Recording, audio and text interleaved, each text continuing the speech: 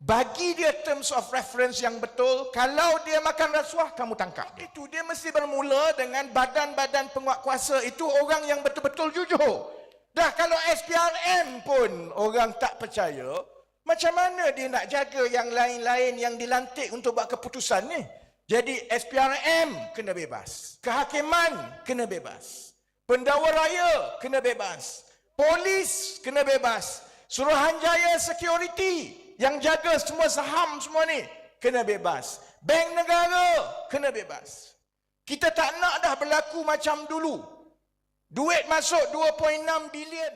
Contohnya jaga kebajikan yang miskin-miskin. Macam mana yang terbaik bila mereka dapat kuasa nanti? Kita tak peduli pun menang kalah jadi kerajaan ke apa, tetapi kita juga tahu bahawa mesti ada orang dalam negara yang bercakap bagi suara kepada rakyat biasa yang tak ada suara sekarang ini. Nak harap PN, dia duk sibuk bergaduh sama dia.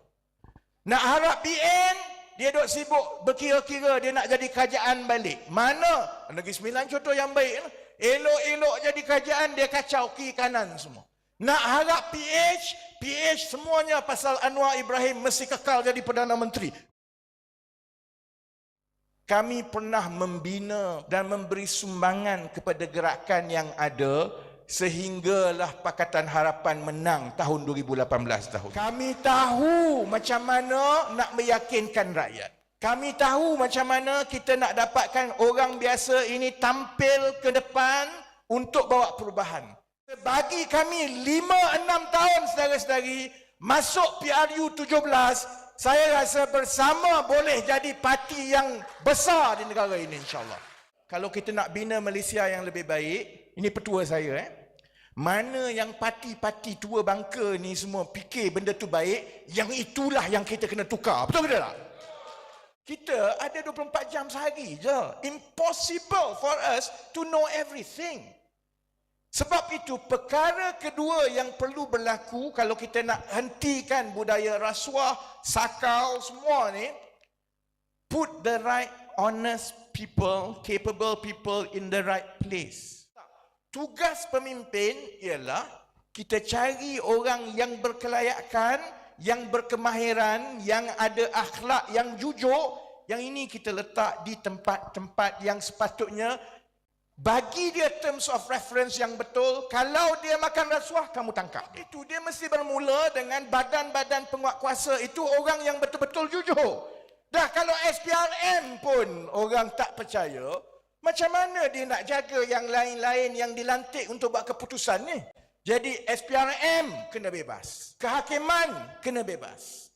Pendakwa raya kena bebas. Polis kena bebas. Suruhanjaya security yang jaga semua saham semua ni kena bebas. Bank negara kena bebas. Kita tak nak dah berlaku macam dulu. Duit masuk 2.6 bilion dalam akaun Datuk Seri Najib. Kita ingat bank negara tak tahu ke? Bank negara tahu. Setiap satu duit keluar masuk kalau besar, bank negara tahu. Sepatutnya kalau ada saja wang masuk dalam akaun mana-mana pemimpin, mana-mana ahli politik, tak kisahlah dia menteri ke Perdana Menteri, bank negara terus umum terus. Sebab tu saya kadang-kadang letih juga dengan bank. Kalau orang kecil, bank akan tanya macam-macam.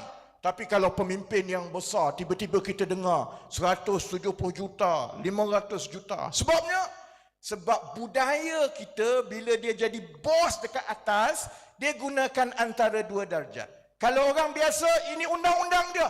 Tapi kalau menteri, Perdana Menteri, orang hebat, ini kita kena bincang dulu dan jangan buat lagi. Sebab itu meletakkan orang yang betul di tempatnya, barulah Perdana Menteri tak pening kepala macam Anwar Ibrahim sekarang.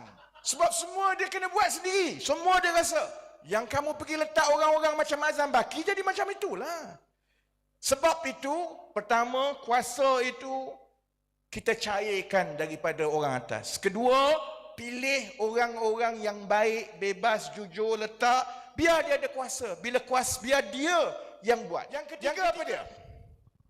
Kena telus dan terbuka.